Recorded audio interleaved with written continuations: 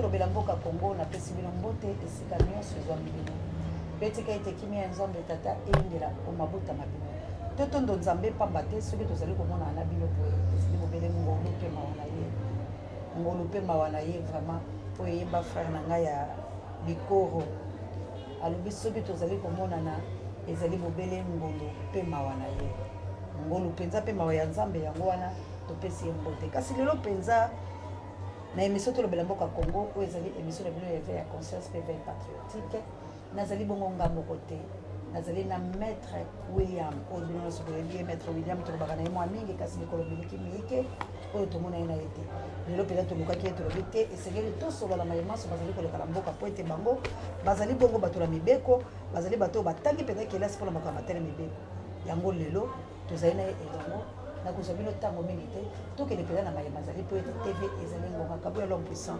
tokende mbote mwana mboka maître William. Mbote madame journaliste esengo ya komona bino lisusu même temps ezalaki kopermettre te mais tozali toujours na bino elongo. Vraiment maître William esengo mpe ezali na biso mpe na océan du Congo pamba te esali mwa mikolo miyike vraiment tozali komonana te boni santé nano boye. Santé Zamalam, vous le savez toujours que ici Kabatu Bazali ba problème les angaraten, je te ko déranger, moral et koki kokwea, mais santé ezali ndenge nzamba lingi totambo. OK, merci maître William, santé ezali ndenge nzambe alingi tozala vraiment matondo mingi na bato so bazo soutenir na pela bato ba est la bakisi na bino ndenge maître William alobi santé elingi tozala ndenge nzamba lingi. Tokele payano na lomba ko makamateli budget. Po mingi ya koloba la biso no ezali parce que ozali moto na mobeko mais na lingi lelo to tambola mingi penza na mayimateli budget ya ekolo Congo tozalaki na 4 milliards 500 to komi na ba voter pour la 2020 7 milliards to yeke komi 10 milliards boni na budget wana oyambi yango penza boni bilo bato na mayele par rapport à République démocratique du Congo qui a plus de 80 millions d'habitants. Mais ce qui est na bikolo mususu awa la moni batindela kinga mwa makambo ezali ya budget ya bikolo mususu poto bana okele kolukaka poto liba panze sango to moi na mboka lokwa Nigeria bazali na 22 ministres budget la bango ezali 120 milliards to moi na mboka lokwa Angola bazali na 24 ministres budget la bango ezali 74 milliards to moi na mboka lokwa Guinée bazali na 28 ministres budget ezali 36 milliards to moni na RCA bazali na 31 ministres budget ezali 16 milliards to moi na mboka lokwa Gabon bazali 28 ministres budget ezali ya 42 milliards. Tomoni na RCA bazali na 32 ministres budget zali 140 milliards. Tomoni na Sénégal bazali na 26 ministres budget zali 40 milliards. Na RDC oyo bazali na 66 ministres budget zali na 7 bolobi 10. Boni ozuma kamwana. Merci madame. Vous le savez, affaire ya budget ezali prévision. Quand nous parlons de prévisions, les alliés d'étape tout le monde par rapport à élaborer budget. Budget jusque-là n'est pas encore voté. Au niveau il y a une institution ensemble, le Parlement. Budget est non voté, mais c'est long. Après réunion conseil ministériel avec Monsieur le Président de la République, pour annoncer Bissot, selon leurs chiffres, que Bakoko a 10 milliards. Mais nous le savons très bien, pour donner des chiffres exacts et avec des preuves fondamentales, preuves à l'appui, il fallait une évaluation. Est-ce que Bazakita a pu évaluer pendant des temps passés pourquoi tous les qui n'habitent qui budget médiocre et tout ça qu'on mange toujours dans le budget moko oyo ezali insuffisant et qui correspondre jamais na ba besoin ya ba congolais. C'est en citant balobé 10 milliards, il faut comprendre. Le monsieur le président nous avait promis na 10 ans à Kokiko pour disposer pour na ba congolais 86 milliards. Moi selon mes analyses, j'avais souhaité pendant la période de la campagne, monsieur le président Alobaki a coupé sa congolais budget à 86 milliards. Ok. Pendant 10 ans. Maintenant, tout le monde va présenter un projet de budget 10 milliards. De 86 moins. Donc, ce qui est la évaluation normative. Donc, monsieur Félix nous amène na Oyo Babengi aza komema biso na oyo babengi 12% ya budget na ye par an soki tokei bongo, tandis que bato baza koblier l'année 2019 le budget était de 4 milliards déjà. C'est pour première année il y a exercice il y a monsieur Félix.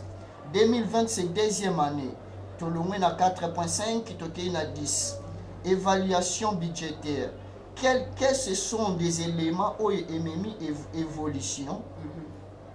Je ne peux pas donner toutes les informations claires parce que Batebele, Barolobert Moussou, je suis contre mécanisme ou bien pour... Tandis que les autres, quand nous allons parler que non, ceux qui tomeki kopé ça élément Moussou Baloba que nous sommes contre ou je suis contre pouvoir et chef de l'État. Non. Mon amboka maître William, vous allez contre te pour yebinga et malam kenga la salle océan de la presse. J'aime dire tout aussi que les gens disent tout bas et je dénonce les insanités. Biloko ezali ba insanité. Yango to zali ko kende tout ba mutuna malam na 4 milliards 500 akomi na 10 milliards. Et loko ni c'est l'évaluation. Symbole yango po to zali mutuna mibeko okobanga moto te. Merci madame, toujours au bangate mais to lingi to éclaircir ba Congolais. Voilà pour peuple aïba. Normalement l'éducation nationale oyo ba sende yango na 4 branches et comme enseignement primaire secondaire et toke na éducation technique, recherche scientifique na universitaire et comme 4 branches, tandis que na ba pays où ezali organisé et que la institution moko, ministère moko, et ça na ba secrétariat général même 4.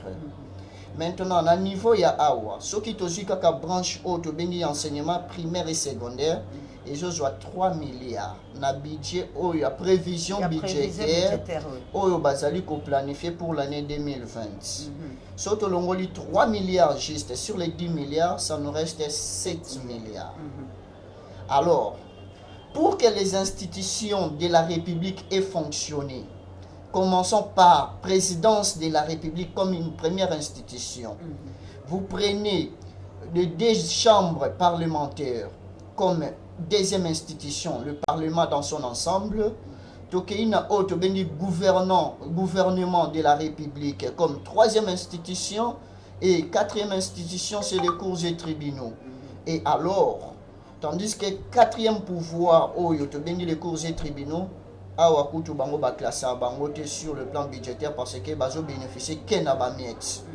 Maintenant, gouvernement parlement, bango mi balé oyo, ce qui totali selon nini na bango, baza ko danger déjà na 1 milliard 800 millions.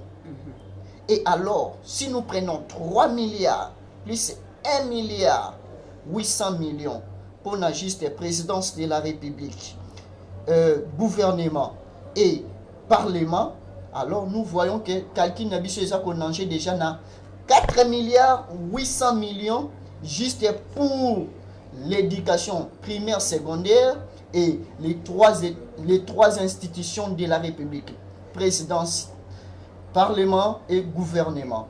Et alors, si nous comprenons bien, Messieurs le Premier ministre, avec son équipe, Bazako représenté Naba Congolais, budget il y a 5 milliards 200 millions. Et alors, si nous pensons à la prévision budgétaire de l'année 2019 et 2018, 2018 c'était à 5 milliards 500 millions. 2019 c'est à 4 milliards 500 millions. Alors, pour bien comprendre 2020, le budget est de 5 milliards 200 millions, sans compter le niveau de l'enseignement secondaire primaire, sans compter aux institutions comme présidence de la République, gouvernement et parlement. Et alors, avec ces 5 milliards 200 millions, est-ce que il y a un problème Congolais? Première des choses, on a une question posée. Deuxième des choses, le pays est vraiment menacé par ce qu'on appelle fléau terrorisme. Comment nous pouvons nous en sortir avec ça? Il fallait qu'occuper l'armée nationale avec 5 milliards ici. Ce qui va lobby, tout occuper l'armée nationale conséquemment. Donc nous pensons que nous pouvons prendre 2 milliards ici et que juste un compte armée nationale. Donc le budget, tout le monde a déjà 3 milliards 200 millions. Et alors, avec 3 milliards 200 millions, payer des fonctionnaires, payer pour Bamakambo Misusu, le médecin, fait fonctionner la République, c'est avec 3 milliards 200 millions? Je ne pense pas. Comment Toyoka ki abande konanga ba ucho sepela ke ba matiseli ba fonctionnaire ba soda mbongo na ucho solo la na policier moko na tongwa lelo na 6h du matin qui m'appelle monsieur Amaro balobi ke babatiseli biso mbongo toke na ba banque tomoni eloko babatiseli biso te sauf 29 000 francs congolais. C'est ce qui sort de na munoko ya policier, un policier qui me donne cette information. Que non, monsieur Amaro, par rapport à ça, toke na banque, tomoni kaka 29 000 francs congolais, babakisi na compte mbongo na biso. Maintenant, je me pose la question de savoir, avec ces prévisions budgétaires, Oyo Baza Komemela biso comme 2020, est-ce que ça pourra nous donner les efforts que to panto lobake mboka et ko avancer, ou bien photo zonga lisusu ba meka ko sala lisusu exercice contrôle encore il y a budget parce que les pays ne manquent pas de l'argent. Madame, je vous informe que ces pays ne manquent pas de l'argent, mais il n'y a pas une volonté de faire. Pourquoi? La bonne gouvernance ne vaut pas ce qu'on appelle de l'incriminalité. Vous le savez, il y a des criminels financiers dans ces pays qui sont dans des institutions de la République. S'il vous plaît, madame, j'arriverai. Donc, Bazali Wana o Bazali, criminel financier, économique de ces pays.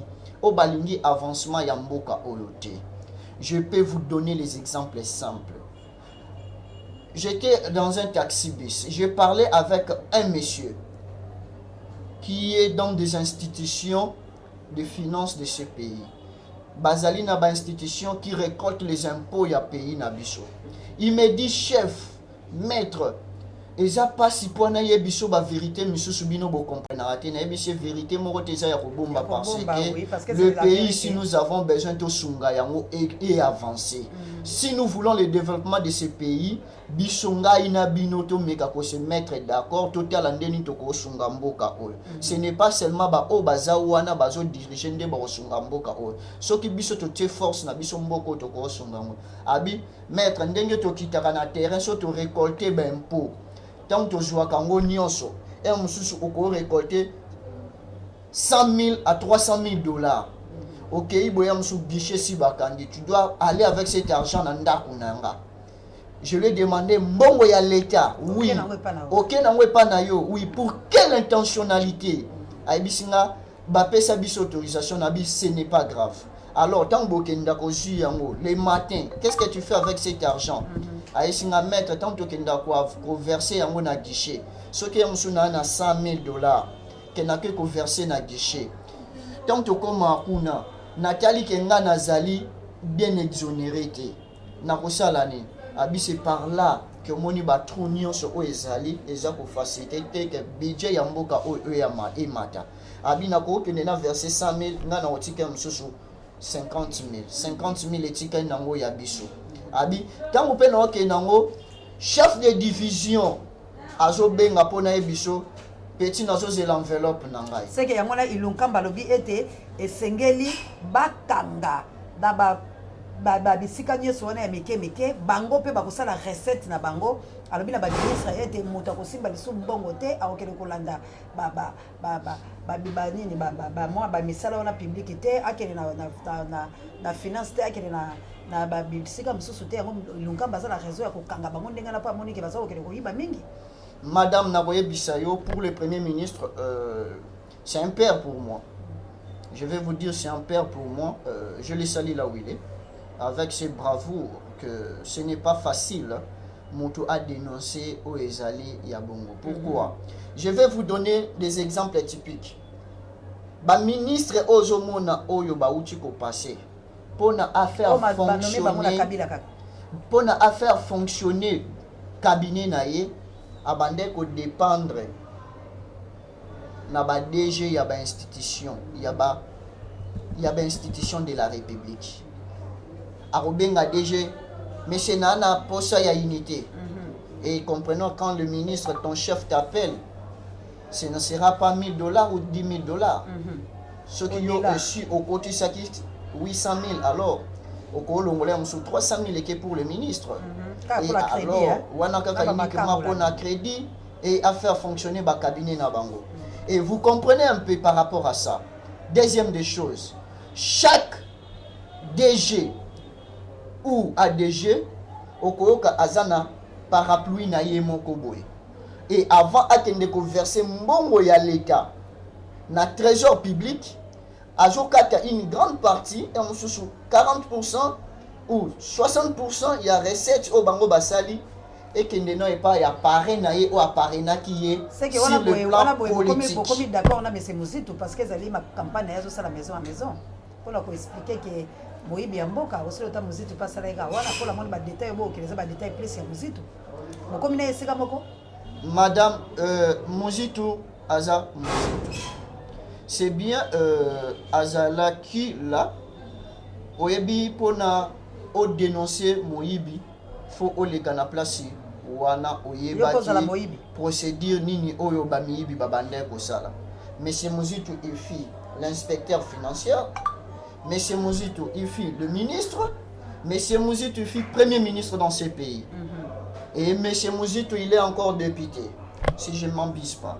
Et alors naba procédure naba kaneva au nyonso Monsieur Muzito ayebi vol financier ndenge nini salemaka soki kazo sa la campagne wana eza mabete azo sunga république mais ezala te que asali campagne nango na sens moko nuire na o ezali ba intérêt fondamental de la république. Mwana mboka bato bozali kolanda biso peut-être le bito déchiffrer biloko wana pambate boye ba mboka ndenge ni ezali kokele parce que monsieur ezali éveil à conscience et puis éveil patriotique ezali place auto analysaka ensemble la bino poete to bimisa bakambala kasi mwana mboka ya solo to kosisa mwana bokolo moko te poete bato bazali baike pe le lingo to zali kokende esengeli penza to tambola mwana mboka poete ve lingonga kabuya zali kolakisa biso to simba na makambo ya disparition ya Antonov ya président de la République.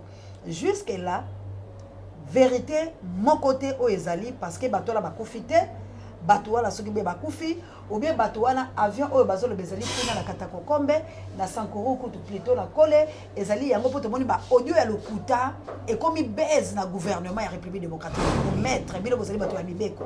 Comment un président de la République a quoi qu'on dit malo kuta moko ya boye, a kota nango la kati et puis a sala biloko ya bongo. Président, nous avons anticipé pour répondre à biso. Président a accueilli la famille soi-disant oyo ya bato bakufeli en huis clos. Kopé sa bango misolo. Président azali ko trafiquer ba audio po baloba ete avion wana yango nde oyo monani kuna ba betaki yango masasi.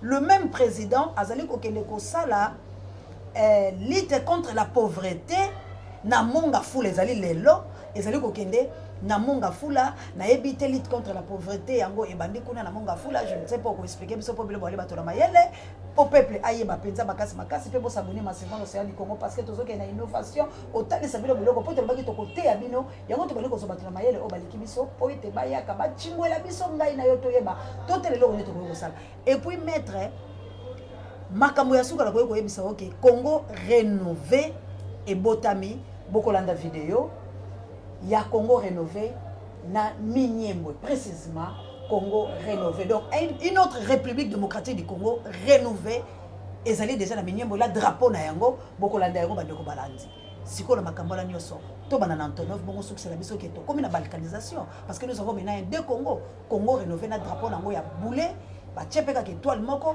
ba tche barre ya pembe étoile ba tche ya pembe ba tomboli yango pe bazali ko pesa bato déjà gouvernement est en place, babani ko nommé bateau, ya ko sala musala entre tabiso tous la République démocratique du Congo, bango kuna bazala Congo rénové et à la présidence aussi la biso babez, ya ko lekisa batuke Antonov et Monani, il y a pas de morts, il y a des survivants, il y a des quoi. Qu'est-ce qui se passe au sein de la République démocratique du Congo tout autour du président de la République? Merci madame. J'espère que l'affaire y a avion Antonov septembre. Pour donner toutes les informations nécessaires, je ne suis pas encore une équipe Oyo. Oyo, balobi batiaki commission pour y travailler sur crise wana. Mais je vais vous donner par rapport il y a autre bengaka droit il y a communication. Droit de communication eza côté la oyo to bengi voie maritime, voie aérienne et frontalière. Par rapport nango, première des choses, par source d'information au bisotoza nango, l'avion Antonov a été loué. Ce n'est pas un avion de la République. Première des choses. Sokingai Mutunazana domaine où il y a l'enquête, nous allons comprendre qui était à la base de louer avion aujourd'hui. Première des choses. Deuxième des choses, sécurité, il y a président de la République qui assume ça. Il doit être poursuivi. Celui qui est à la responsabilité, il y a sécurité, il y a chef de l'État, il doit être poursuivi. Par rapport, il y a affaire, il y a avion. Troisième des choses, vous me parlez que le président a commis la visite particulière dans ma famille. Ça annoncé à deuil national la bateau ba bungi la bateau inutile ya keka tiki mboko kanga munoko na yo atiki mboko kanga munoko il y a un guichet rouge là-dedans. Bien madame, par rapport il y a affaire Oyo, je ne peux pas affirmer l'information parce que je n'ai pas encore des informations sur ça. Je n'ai pas encore reçu ni membre de la famille encore ou après nos enquêtes de que le président de la République a se déplacé, que lui-même personnel a visité ma famille. Bande ko bolanda ba photo wana ozo laksaki président zaki na ba famille na ko simba mala ba des photos parce que ngana zo information na CMI na ali na ngo soko za informer tenga na za ko informer lokola mo panze sa mo c'est l'article 24 ya ko yebisa peuple président akendeki na ba famille na ba photo ici etamboli soki pe na ko pesa yango okota la président na ba famille wana pe ba komi yango na ba information nyoso pe bande ko bolanda yango na asi bande ko mususu pe ba se bazu yango ba tchango na ba bilili. Président a commis na mabota wana eloko ezali ko kamwisa tango yo ke ko pesa bato yako bato bakufi bazali ba congolais.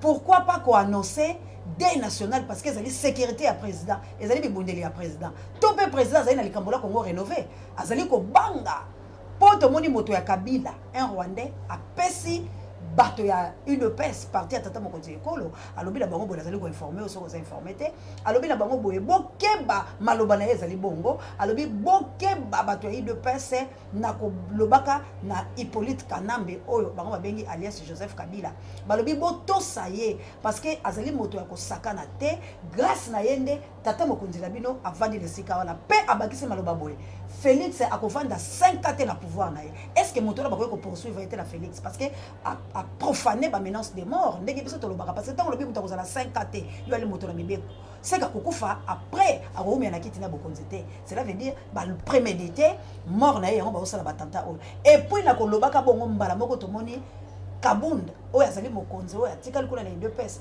avandisi ba militant pour la kolobala bango boye bino kozali ko senga biso divorce entre biso na FCC ata kotoka boye na bango to kozaka la posa ya ba partenaire c'est que bozala kimia akeiko bangisa bango pe ko fandisa bango kimia pona maloba ba Rwandais batindeli bango nini okolobala makambo. Bien madame, écoutez, nous ne sommes pas faire du théâtre dans le monde. Vous comprenez? Tu as dit que comment la politique fonctionne. La politique, c'est le jeu de tout. Vous voyez, madame? Mais revenons là. Toujours l'affaire avion. Avion, par rapport à l'information, première des choses, on va dire que non, on va retrouver mon manier Manakindu, qui était fausse information.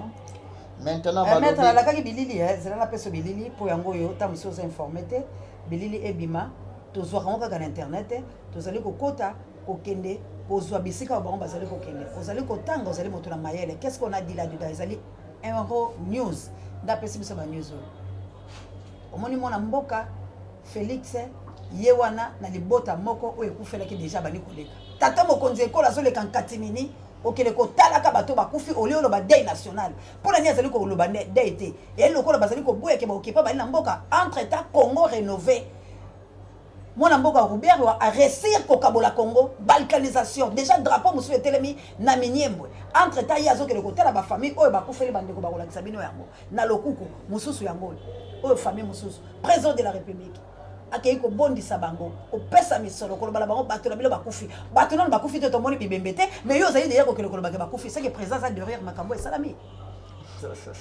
Madame, très bien, voilà. Aussi sa place. Merci beaucoup na lobombo kayo. Na koko na place na. Balobi avion eza na kole. Le gouverneur ya Sankuru abi que non pona to comme place on senga biso ba moyen de transport moko tout ça. Monisco akende ko sala banquette. Kino lelo banquette à Monisco non no ba se prononcer te. Les allocolando le baquet, riche et roche. Donc il y a bois et à manger. Donc Monisco a dit que ça biso suite, tu es sur les enquêtes. Donc c'est affaire. Quant à moi, cette affaire, c'est une affaire de distraction pour la population congolaise. Amen. Amen. Vous voyez pourquoi je parle c'est une affaire de distraction pour la population congolaise? Parce qu'il y a une chose que je vais vous dire. Le président de la République, quand on a commis à Beni, à Ebisi, habitant à Beni, que non, ce qui est senga na kufa po na kimezonga awa, na kufa po na yango kimezonga na Congo. Voilà. Eza mabete. À la kaki biso pendant la période de campagne, qui a faire déplacer état-major et qui ne peut vendre na Beni. Nous voulons que Kimi Zonga na Congo. Mais Kimi Zonga na Congo ndengeni. Madame Botika, ce qui vous permettre na ba service no ba 5 minutes, je peux éclaircir quelque chose ici. Il y a une chose, ce qui tolingi Kimi na Congo, Monsieur Félix Tshisekedi, il doit retourner dans l'accord où il a signé vers les années 96 entre les Congolais, les Rwandais, les Ougandais pour n'avoir pays en 1997 par Laurent Désiré Kabila. Ces accords disaient quoi? Dès que beaucoup mis à pouvoir, parti Est Mobimba et Kozala partagé entre Rwanda, Burundi, l'Ouganda. Tu voyais vers les années 2000. Il y a encore un autre accord qui a été signé. Monsieur Félix, je l'en sais très bien. Parti comme IDPS, basé sur toutes les informations, on a basé sur l'accord. Il doit revoir encore cet accord il y a 2000. Prenons encore le cas de l'année 2002. Quel était l'accord qui a été signé à niveau de Zambie? Qui était l'accord au pays qui signé à niveau de l'Afrique du Sud? Alors, par rapport à l'accord, M. Félix doit comprendre. Nous sommes à l'Est et outil wapi. S'il veut la paix na Est, et alors, moi j'ai des pistes de solutions pour lui. Donnez-les. J'ai des pistes de solutions pour nous sauver partie Est na Bitumba Oyo et Zanango. Première des choses, M. Félix faut akanga bakan nyon sur les réfugiés ou ils na partie Est. Faire retourner les ressortissants il y a des pays voisins nyon sur au bazana Est bazonga na bamboka na bango. Entre temps yazo bimisande ba soldats na biso balongola na armée alobi na solongola no ba oya mike balongwa aussi no tamboka na crise bala mike fasengeli babunda. Madame, permettez-moi de koma wana isa deuxième piste ya solution na ngai. Ce qui akangi bakan o nyonso ezala qui créé.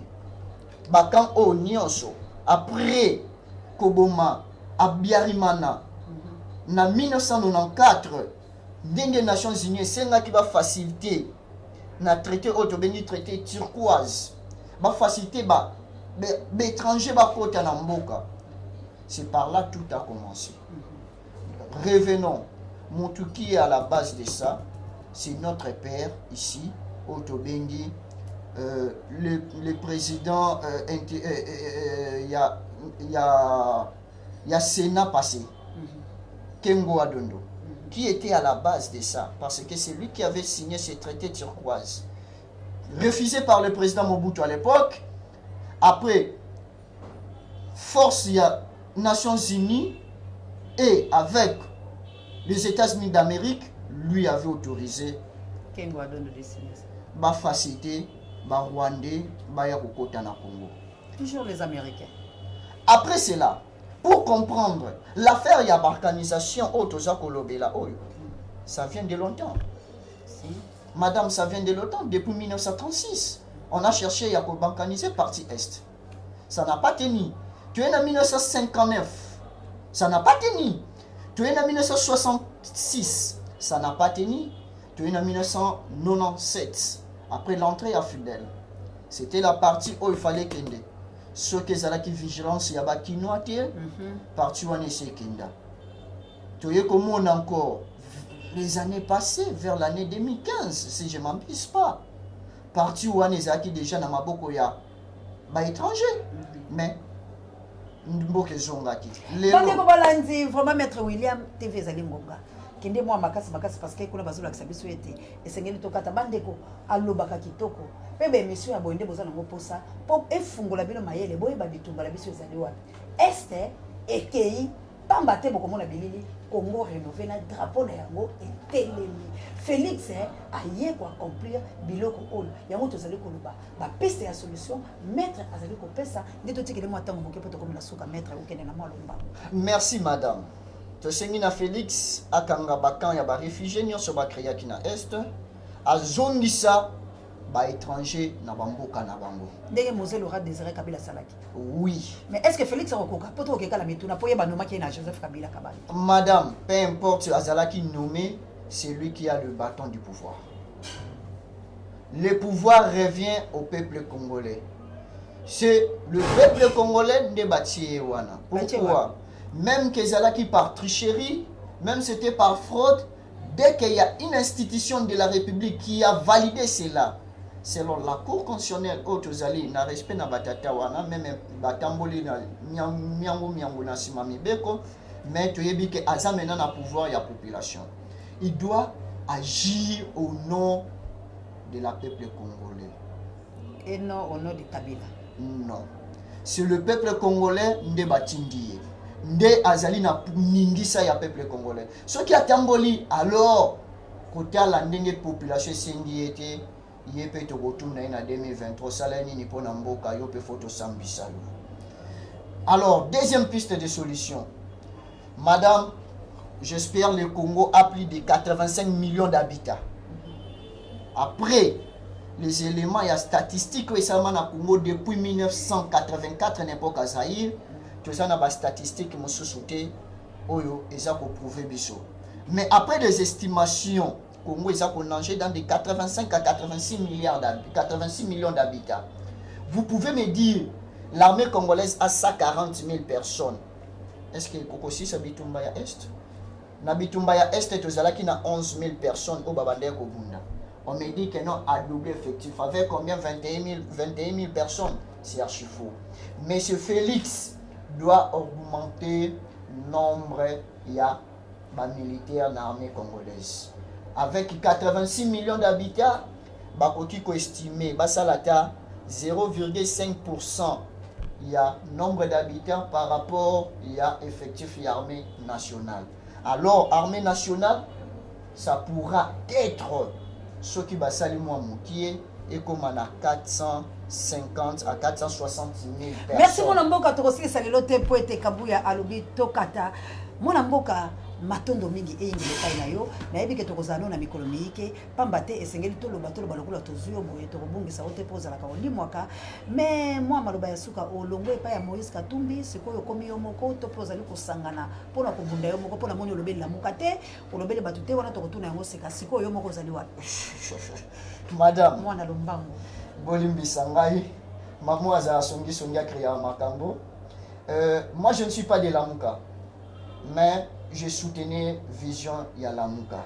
Je suis indépendant, je fais mes analyses indépendamment. Nalingi tena zana sima ya mutu pour empêcher mutu nanga et fonctionner.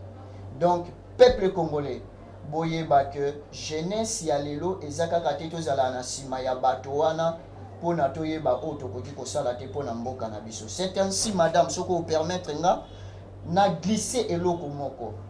Lelo na compte ndenge bomoni nga lelo na ye awa étant que membre ya jeunesse avec une vision. Pourquoi tolingi biso pe na vision toza nango tomeka kosunga mboka oyo. Et alors muto nyonso asepeli ko adhérer na idée na biso. Tu peux nous contacter par ces numéros et que ça va bien alors on peut sabiso makanisi na yo ou contribuer physiquement ou moralement. Ce qui peut monique que je senga que yo peut contribuer financièrement pour notre avancer, ce n'est pas grave parce que Congo eza ya biso nyonso. Madame ayebisi biso ba créer Congo asika. Alors pour to combattre Congo ya sika et sengi biso bilenge totelema. Alors contactez-nous par ces numéros plus 243 89 72 66 923.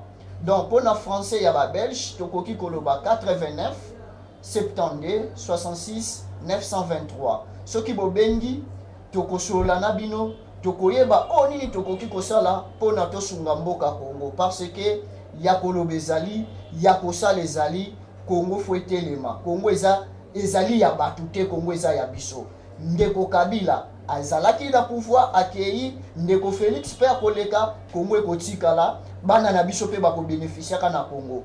Non balkanisation pour le Congo. Merci. Merci mwana mboka bolandi bilenge bazali ko telema bilenge ya mayele penza ndenge bomoni wana azali bongo maître avocat pe ayebisi bino mayemanso kasi biso ne to kabola bongo te pamba te akozala penza likolo ebele na océan du Congo. Bande ko kilame vraiment tika nzombe ya lola amona yo na plus 49 bokelo lokondo et femme pekato. Tolobi mingi penza maman il faut que moto Anita Babin pourquoi pas la reine Queen na mokiteno Florence Matondo Mido ba pour mettre ngola no bondi ya botambo bonnet la tane mission ko komela bino Anita Babin, il faut que vous vous la famille, maman Adjawa, salam alaikum. Merci na yo penza la humble servante, maman Del, maman Mokonzi, na oyo ozali ko sala pe bino nyonso o bozali na souci yo océan de la presse. Vraiment na ba Rwandais, azali ko benga balobi, mboka ezali mabe océan de la presse bela yango. Parce yo mona mboka, boni ozali ko lala, kota na biloko ya bobe. Bientôt boko mona ba mama ya Congo, balobi ba ye pona ko libérer mboka la bango. Kasi bobungate Congo rénové na minyembo bolandi yango bokolandaka yango tobunda pona Congo totika kolobaka isako koy bokila lokondo et fampekato kila mepe 49 débutant. Merci beaucoup na kabuya long puissance avec bon la semaine caméra le matable le contournable. On ne change pas l'équipe qui gagne. Na montage il y a Didier Mobala Mokuse ko aleki Tabane Lengi Didier fils de l'homme na coordination il y a l'homme et de l'homme c'est toujours kabuya long puissant. Merci na assistance il y a molonga na biso oyo azalaki pembeni kasi tobo kotanga komola ye po bilo bolingaka basi ya bato. Merci na papi Dieu directeur à recherche stratégique. Pourquoi pas sango mokonzi parade biso bangai Juno Loswa grand artiste ya famille Poupa pe chemin bien mona mayele mbotele na gouvernement na bino ya Manitoba nous répond mbotele Congo au Congolais bientôt tokele kolongola drapeau wana pe to boya Congo rénové. Bye.